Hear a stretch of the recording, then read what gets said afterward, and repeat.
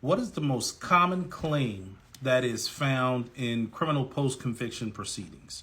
Well, almost inevitably, it is always ineffective assistance of counsel.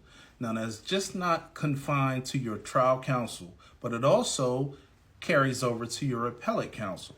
Now, let's say that your trial counsel's representation was so objectively low that it prejudiced your Sixth Amendment. And what I mean by that is that there's two parts to what's called the Strickland test. The first part is that your attorney's representation fell below an objective standard of reasonableness. Now, I've shared about this before, but I'm going to go a little bit more in depth into it. The Strickland test basically says that any reasonable person can be outside and look and say, hey, that lawyer's doing a shoddy job. But now the most critical part to the Strickland test is the part where you have to prove that had it not been for your lawyer's unprofessionalism or ineffectiveness, that the outcome of the trial would have been different. That is the prejudicial impact of the Strickland test. I'm talking about a landmark case called Strickland versus Washington. That governs ineffective assistance of counsel. But now when we morph that over, appellate counsel is supposed to come back in and look at the trial overall.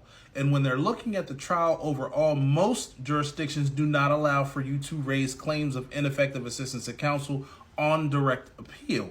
But in the interests of justice, appellate counsel should, for the record, make an assertion that trial counsel was ineffective so that it is preserved for if a person loses on direct and has to go back on post-conviction. Some states call it habeas corpus.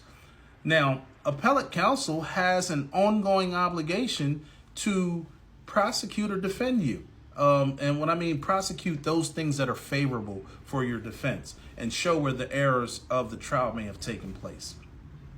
There's case law to support that as well.